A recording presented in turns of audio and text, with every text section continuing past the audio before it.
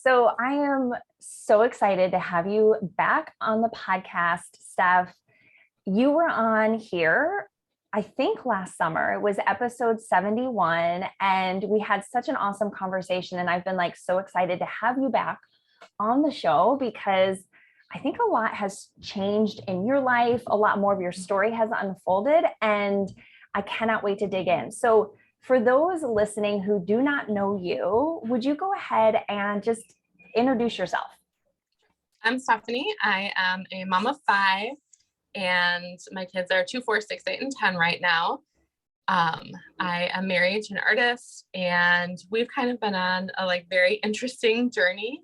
And a lot of that really has to do with our experience in the church. So when we first got married, we were attending the church I grew up in.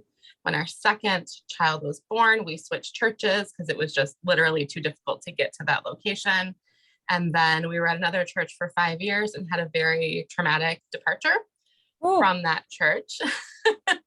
And that was in August 2019. And we were expecting our 5th baby at the time. And so we had went through a really hard time leaving the church, losing a lot of community, not all of our friendships, and then having a baby. Yeah. And then shortly after that was March of 2020. Oh my gosh. Uh-huh. We were extremely isolated for a very long time. And yeah, so we decided to full-time RV during 2020, and we did that for a couple months and didn't love it like we thought we would. It does. That happens though. It does. Yeah. I'm glad we did it. We learned a lot about myself. And we ended up moving across the country. So we lived in Wisconsin in 2020, and we now live in Arizona in the Phoenix area. So cool. Homeschool. And leaving to RV meant I gave up my job as a massage therapist. And then I started trying several different ways of making money. Yeah. And I'm really good at a lot of things. And I've had a lot of success in the past, but I kind of felt like I just kept hitting a wall repeatedly. And all of these things that I've tried and decided to switch in January. Yes. Oh my gosh. Okay. So this is what I'm hearing in your story, right? And it's like, as mothers, we go through so many identity changes in such a short amount of time. And you were not only becoming a new mom again, but then you also went through this separation with a church community, right? So it was like this severance of community that you experienced. And then coupled with going and RVing during a pandemic, right? Which is like layers and layers of more isolation and doing it alone. And I can relate on a lot of levels because of our lifestyle of us traveling. And we were kind of doing that at a similar time, right? And for you, Steph, being in those couple of years there where you were really just with your family, you were kind of transitioning your identity and who you were and figuring out, what was that experience like for you getting from where you were when you were in Wisconsin to where you are today, Phoenix? You've got a new business, which I'm sure we're going to get into all the details, but tell me more about that, identity and motherhood piece. Yeah. I mean, it was really hard because part of the reason that we left our church was the way that we parented. And so which is a common thing. Yeah. And so I definitely grew up this is the way to be a Christian mother, and this is how you raise children who love God. And then when I had kids, I was like, well, I think that this way over here might be better, a more gentle, respectful parenting approach. And so losing the church community so abruptly was well, maybe I am wrong. Maybe this gentle parenting thing isn't right, but I couldn't, in my soul, I could not shift from those beliefs. And so I went through a really big identity crisis, and spiritual crisis, because if these things are right and I am now morally wrong, and I am actively choosing that, am I bad? And to go through that with this fear of talking about what I was experiencing for fear of being judged and being corrected, I just didn't talk to anybody. like and the people that we stayed friends with, like a couple of people knew what happened. We didn't talk about it with very many people. And I just stayed very surface level. Yeah. And then I was also like, I had started to develop really good relationships thanks to Marco Polo. Gotta love the tech, right? Yes. And then my friends were like, what, you're leaving? Okay, bye. And then it was like, but now I got like nothing, right? Because they were, of course, like sad and hurt that I was leaving, and it was an abrupt decision. Or at least it wasn't an abrupt decision. It was abruptly communicated. Yes. Yeah. Because I just had to keep I had to keep the RV decision safe until I felt really secure in it. Yeah. And it took me a while to feel that I wouldn't waver.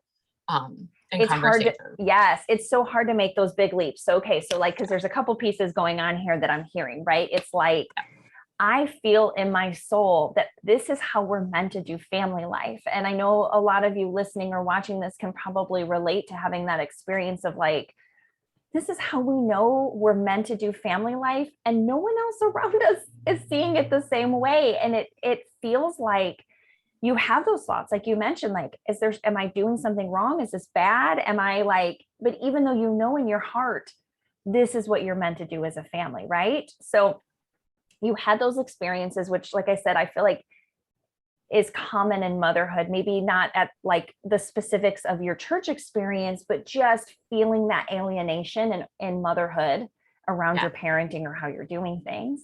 And then coupled with you guys making a really bold, audacious decision to go RV. Like, who does that? I don't know anyone who does that. Nobody. Yeah. So it makes sense why, like, did you feel like you had to protect that dream and that idea? Like, were you worried? Yeah. And, honestly, we didn't get like any pushback. Yeah. But because I had experienced so much pain of being like vulnerable, like I didn't feel safe to be vulnerable. And so so we actually, like, people were super supportive. Everyone's like, can we follow your journey? Aww. I honestly didn't have like the emotional capacity to blog or video or anything like that while we were traveling. Yeah. But so we actually did get a ton of support, but ultimately, like, we were alone. Like, state shut down and nothing to do but be with my family. Thank God for the beach in California. Well, yes, I remember seeing your travels while you were out there. And I want to say at the time we were in Florida, go figure, because we've like bounced back and forth to Florida so many times. But I remember us messaging about something with your camper and where you were at and where we were at. And oh my gosh. Yeah. Seems like so long ago, It does. Yeah. So, okay. So you did your couple of months of RV travel and you just decided it wasn't for you, which I totally get. Like it is a very different lifestyle. And you decided to settle in Arizona. And what has that been like? Like putting down a new set of roots, and does it feel like starting over? Like what has been your experience? Yeah, it does feel like starting over. And it definitely like was difficult with like COVID and everything for the kids to like make friends and, like find the right church. And we've been at 3 different churches. That's been a really big way that I've built community before. Yes. And it's like slowly happening. Yes. I actually developed a couple of good relationships at a church we're not attending anymore. Okay. Our daughter even tried public school for a while this year, decided to come back to homeschool after like a quarter. But yeah, it feels like starting over, but it's also, and all of the emotional baggage is still there. So it's not like a total fresh start. So it's like we're learning how to do this in like a new climate, which is very different. For sure. Yes. And of course, everyone's like growing and developing as kids do. So, and then Hernando and I are having to like unpack all of these things. Oh my gosh. Yes. Yes. Yeah. It is so much. And I think it's just like, that really just speaks to the general human experience. Like your situation is unique to you, but it's like, we're all going through that. Like our kids are getting older. We're trying to deal with traumas and experiences that we've undergone, and try and deal with that in real time, as we're also like, hey, I need community. I need support. Like I need these things. And I feel like that was probably, I'm trying to remember now, because Steph, you were part of the Purposeful Moms Club, the second round of it. And so was that kind of part of that, like finding community? Yeah, absolutely. Like I still message most of the people who are in there. That's so on a weekly awesome. or daily basis, depending on the person. And so, yeah, it was like, so what I needed to have a safe space where I like didn't feel judged and I could just like get what I needed. And like, right, I was there for me. And I did choose PMC over one-to-one coaching because I really felt like I needed other women. Yes. And so definitely. And then the other part of it was that, and I think I talked about this, that like, even just listening to other people process their stuff that like, maybe I wasn't going through at the time, but it was something I was familiar with, was also like really helpful. And so that like it being small and it being like safe was really, really, really important for me. Super important. Yes. Having safety in groups, and especially if you have been hurt or traumatized in the past by other women, and it's so necessary to feel like you are safe to be vulnerable. And unfortunately, that's not always the experience in groups designed for women. Yep. Yeah. Yes. And I think I want to dig into that a little bit more later. I'm going to like tuck that away for later in our conversation, but I want to kind of keep following these threads. So like, you are a businesswoman. You have been an entrepreneur for what, a decade? A little over, yeah. Oh my goodness. Yeah. So you were like a wealth of experience and knowledge and just like a total powerhouse of a mama. And you and I started doing one-to-one private coaching at the end of December 2021, right? And at that time, we were really looking at your business model and also who you serve. And you were like feeling a massive tug, that inner calling to change it up. Yes. Yeah. What was that was happening? I mean, I know, but like, what was happening inside of you? And like, let's also talk about what your business has evolved into, because it's like the most incredible thing that you offer. Thank you. So like in PMC, like things would come up like, well, I'm having trouble like finding a church that I feel is safe for my kids. And then at the same time, and I think, I don't want to be polarizing, but I think the 2016 election was like super divisive for Christians. And for sure. I started experiencing a lot of disillusionment with people saying, well, this president is terrible because of what he's doing sexually. And then for Donald Trump to not have that same standard was like, these are the people who like gave me my sexual ethic. Yeah. I'm so confused. Right. And then like my husband's dad was an immigrant. So a lot of those type of things were coming up for me, like more than that. And I was just like facing issue after issue. I was like, well, this is what I was taught like a good Christian is, and this is how we honor God, and this is the political process by which we do so. Oh my gosh. Yeah. And I had done international traveling, and I was a cross-cultural studies major. So like a lot of my beliefs shifted while I was overseas among Christians who held very different political beliefs than I did at the time. So I was just like, basically like binging on this type of content all of the time because these are the questions I had, and I had no safe space to talk about them. So all of these like heavy, hard topics that are not safe to talk about, on the internet. Yes. Were just like constantly coming up for me. And, I was trying to like get some like prenatal coaching off the ground because I have a past as a doula, and I've been doing Montessori homeschooling for a while, which we talked about on the other podcast episode. Yes. And like, I like these things and I get very excited about them and I can talk about them forever. Very good at them. Yes. And and I think it was like the first call we had in January, you said something like, well, what do you want to be known for? And then there was like this really long pause because I was probably crying. And I was like, this like deconstruction of beliefs and faith. And I felt like I had been avoiding it since like the summer because it was so terrifying.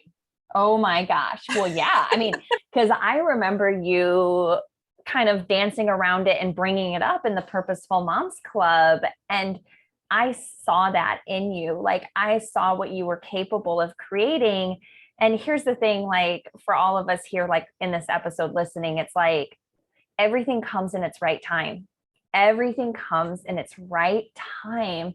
And for whatever reason, you were getting the call, but I think it felt a little scary. But then you ripped off that Band-Aid and you dove right in. And it was so epic to see. And it was like every day I felt like I was going to throw up. Yeah. Yeah. Tell me more about like that bodily feeling of doing something so outside the comfort zone, because I know that a lot of the women listening to this, like that is where they get stuck, is leaving the comfort zone because it feels so bad in the body. So can you speak to that? I can, and I'll bring birth into it as I always do, because like it is very much like transition where you're getting right, you're like 7 centimeters or more, and you're literally shaky and you're nauseous or you are throwing up, and emotionally you're absolutely certain you cannot do it. And then they're all like, you're almost there. And then your brain, you're like, no, because I still have to push after I get to 10. And your mind is like, no. And your body is going through like a normal and healthy experience. But it doesn't feel that way, right? Because, well, we don't talk about it and we don't see it. And so you're just like in this really, really hard space for however long your transition might be. But it's like the same thing that I've gone through, where it's not as intense as birth, but it is the same things. I literally feel shaky and I literally feel like throwing up. And then your brain is like, oh, this is wrong. Yeah. Because like, you know, you have fear and fear keeps you safe. Yes. But you, like with birth, like you have to surrender to it. Right. And like, you know, I had natural birth, but this is also like where an epidural is super powerful because it will like physically allow you to surrender. Like, so there's like no shame in doing that. Like, you're brave. I don't know if I could do the needle, but like, but it is like, because our brain will not stop. And so like having that physical intervention to let us surrender to what's happening in our body. And then boom, baby's head.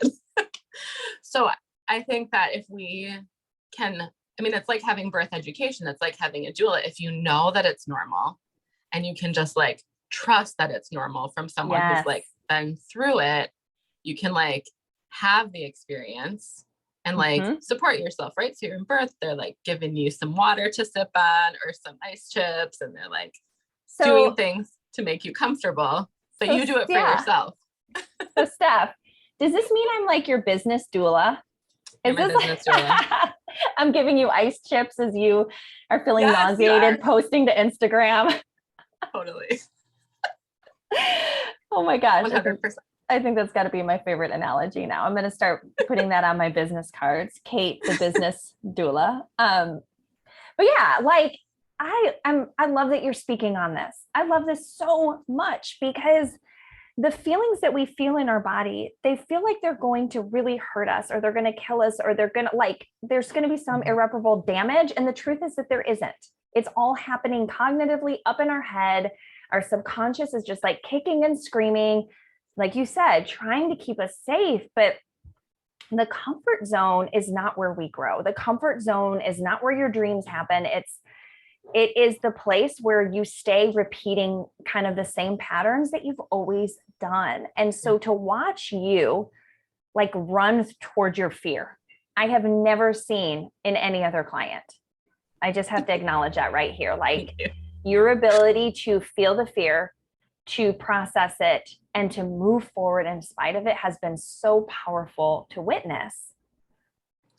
Thank you. You're so welcome. So like, if we kind of like continue that like theme, right? Like the fear, the feeling like you're going to throw up, the advocating for your beliefs, the standing for something. How does that correlate to the experience a mom who is deconstructing would also experience? Because like, spoiler alert, this is now who Steph is working with, right? Like you are working with moms. Yeah. Or women in general who are. Yep. So far, all moms. Yeah. So what are the similarities in that for the woman going through that? Yeah. Wow. I just lost my train of thought for a second. There's like, well, I'll share an experience. When I first left our church on Sundays, I would have panic attacks.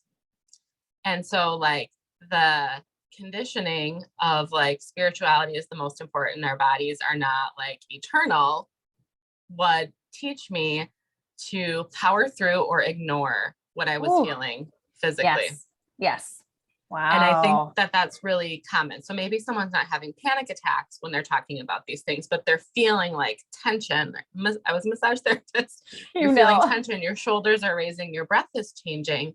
Those are like check-in signs, right? Like I checked in with my fear and then I decided, hey, I want to go forward. Mm-hmm. Or sometimes it's like I checked in with my fear and I like drank some water and watched Firefly because that like made me feel good. Right. You bring yourself back to your own equilibrium, like the self-given comfort, right? Like it's different than the comfort zone because you're being intentional about the comfort that you're choosing. Yeah. Mm-hmm. And so like, right. Like you might like need a nap or you might need to go for a walk or you might need to like stop having that conversation with someone, but you're not like ignoring the messages that your body is giving you. Mm-hmm. Yeah. And our bodies have so much wisdom to share. And I really feel that us women have been conditioned to not listen to our bodies, right? It's like, you have a pain, there's a pill for that. Like you're feeling this, it's all in your head. Like you shouldn't be experiencing that. Do you know what I mean? And so, I'm sure too, it's like those layers just add on to any religious trauma that a woman might be trying to deconstruct. Yeah. And then I feel like what's connected to that, and it like overlaps with birth too, is that there are these patriarchal messages that like, we're not supposed to speak up. We're not supposed to like be loud or audacious. We're supposed to be like submissive and quiet, and not even just like how your marriage works, but like in general to like have this position of like head down, a little bit less than, don't make eye contact. I mean, I never had any messages that were like that overt, but like it's in it. It's in it. And there's like a big spectrum of it. But the whole idea that if you see something wrong, like, well, you better make sure that it's not just you having like mean thoughts about somebody. And so we're like ignoring our intuition, right? And this is like people go to their doctors and their doctors are like, it's all in your head, and it's not in their head. It's like, oh, there's something wrong with your gallbladder, you know? And it's the same thing. Like I had so many experiences where I was like, something is not right. And I couldn't put my finger on it and I couldn't make it logical. And then I convinced myself that there was something wrong with me. And then down the line, oh, the truth came out. Something was really wrong about the situation. Oh my gosh. Yes. And our intuition is one of the greatest gifts that we have. I truly believe if we recondition ourselves to being able to actually hear it. Yeah. And trust it. Mm-hmm. What has that been? Act on it. Like it's super hard. Yeah. Well, this was relearn all of that. Yes. Yeah. Cause you've been doing that in real time, right? Mm-hmm. Like trying to tap and tune back in and then take action from it. Just totally different experience. Yeah. So for the mama who is listening and she is struggling with her faith, her spirituality, her religion, or just church experience, anything in those categories, but she's not really taken any steps forward. What were like the first things that you did to start creating that separation and seeing more clearly so that you could begin the deconstruction process? Like what would you recommend? Yeah. I mean, I'm kind of a podcast junkie. So like I started out like just listening to some podcasts Yeah. that were helpful. Or if I like, I'm also a big fan of Instagram. Oh, I like what this person says, and like starting to follow them where they're talking about like maybe just one of the topics. Maybe they're talking about purity culture, or they're talking about, Christian nationalism, and just like seeing that other people are thinking about these things too. Like, literally just like reading the content, not engaging with it all because it's on the internet. Somebody could like find out that I liked that post. Like that's how vulnerable and scared I was at first. I wouldn't even like posts that you just look at them, right? I would just look at them. I would save them. I would send them to my husband and talk to my husband about it. Yes. Yeah. And then like, and then as I got into that community, I'm like, oh, somebody wrote a book about this. I'm gonna read that book. And like all of these resources like started unfolding. It's like that. What is that? Like when the student is ready, the teacher appears, right? Like totally. All of this information literally was available a year ago. Like all of the books I'm looking at were in the marketplace, but I didn't know about them because I wasn't like ready. Your awareness wasn't on it. Yeah. That's so wild. And it's so true though, because it's like, so I had that experience with a book called The Untethered Soul.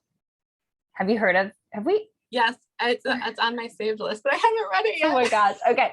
So my coach recommended that to me like 2.5 years ago or something. And I just kind of glossed over it. And even before that, I remember now, oh my gosh, when we were traveling full time, the first time in 2018, and we were in Northern California, Kirk and I were really into doing floats at the time. Cause you know us, we just like different health things we love trying.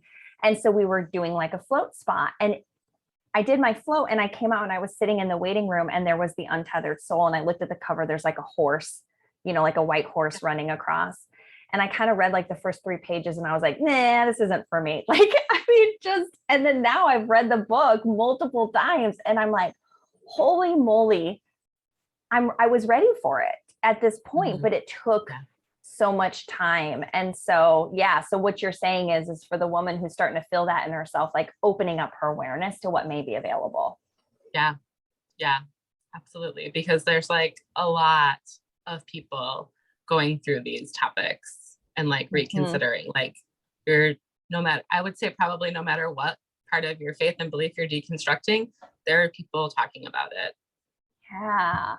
And then, because you do feel so alone. And so yeah. So that brings me to the next thing, which is I'm guessing like community has to be so important in this process, but like, how do you just find community online, or like what has been your experience?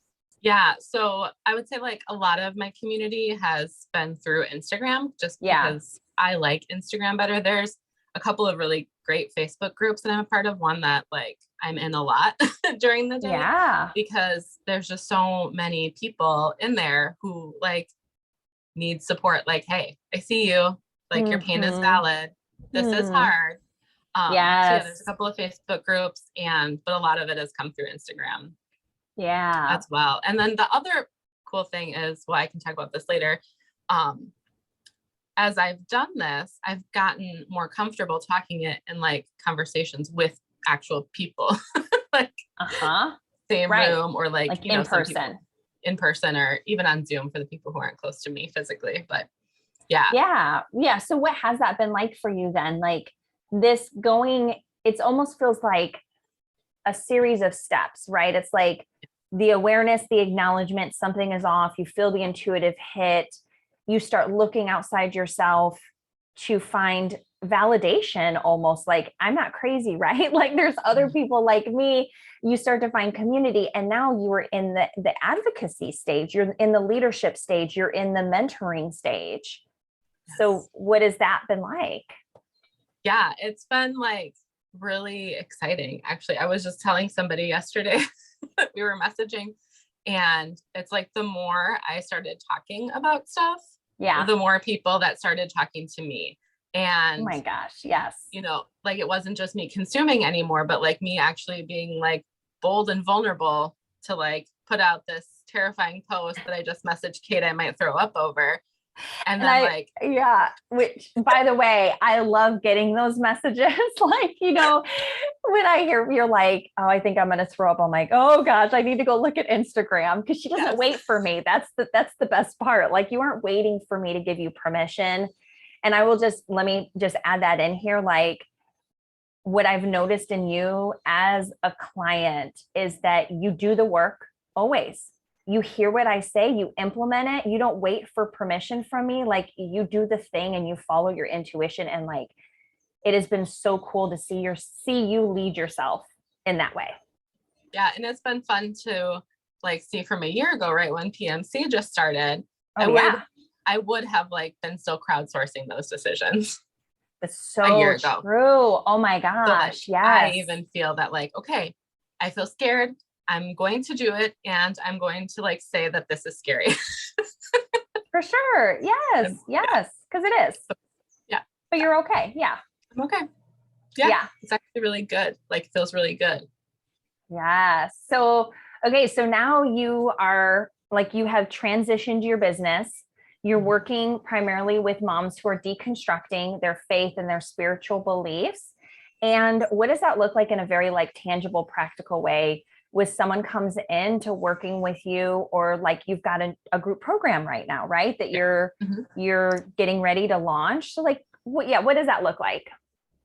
Yeah. So, well, I consider myself to be like a holistic life coach because I have this like background, and I'm like one of those crunchy mamas, but I feel like so many times we're just separating, right? Yeah. So like, I kind of feel like I kind of have a 4-step approach. Not that that's like result. Yes. You come out and you're going to be like a chocolate cake or something. But it's that like, we are taking care of what's happening in our mind and our mindset and our thoughts and belief, and like addressing those things. And then like integrating our physical experiences, right? Like, I've done this a lot with clients with birth who like had a C-section they didn't want, and they feel really bad about it. And they can pretend that they don't feel bad about it, but that doesn't like work really, right? Because then you come to the next birth and all of the drama comes up, and you think whatever thoughts you formulated around the time. Oh my gosh. Yes. Yeah. Because you're denying that experience that you had instead of processing it, and it has to be processed. Yep. And like in massage therapy, we learned in our training, like our issues are in our tissues. So like if an emotion did not get the proper release, it stays on the cellular level. So that's why you might like cry when you get a massage, or have this overwhelming feeling of anger, because those tissues are being addressed. Oh my gosh. Physically. Yes. Yeah. And so, right. So it's the mind and the body, and then the spirit, which I think can like mean different things for different people. And there's whole theological debates in that I don't even fully understand, but just the idea that like, you're an individual person, like Kate is different than Stefanie is different than Hernando, right? Like we have our own things that make us unique, and that affects the other parts. It affects the way we think. It affects what happens in our body. So like, we're acknowledging all 3 of these.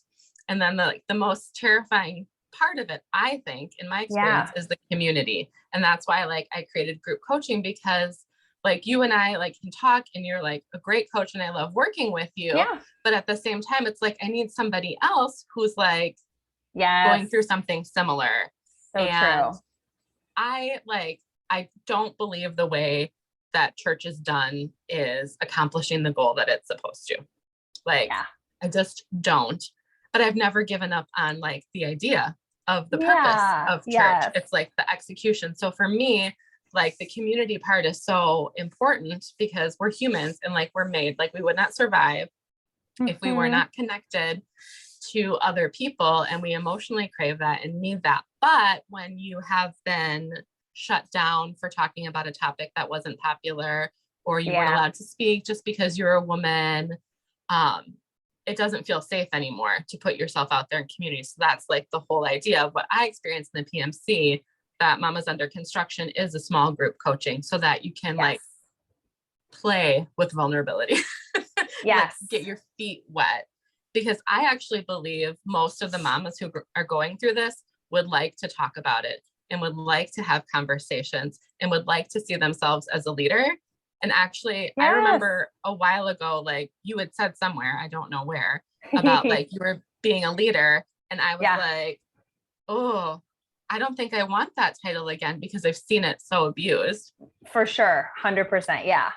But at the same time, it was like still rising up, like literally feeling it in my body that like, yeah, I do want to be a leader, but I'm just so scared. So. Right. And it's like, how do you redefine being a leader? Right. Like if the example you've been given is toxic and it's not a helpful one, but it's harmful. Like, how do you actually redeem that title into what it's meant to be? Yeah. I love that. Yeah. Reclaiming it. Yes. Yeah. And so like, gosh, yeah, the group setting is just so powerful, you know, for having those deep conversations in a space that like the coach, like you or like me or someone else, right? They're holding it in a way that everyone feels safe. They feel heard. They're getting their needs met. And also like what is said stays in the group, right? So there's privacy, which I think is so important with the work that you're doing.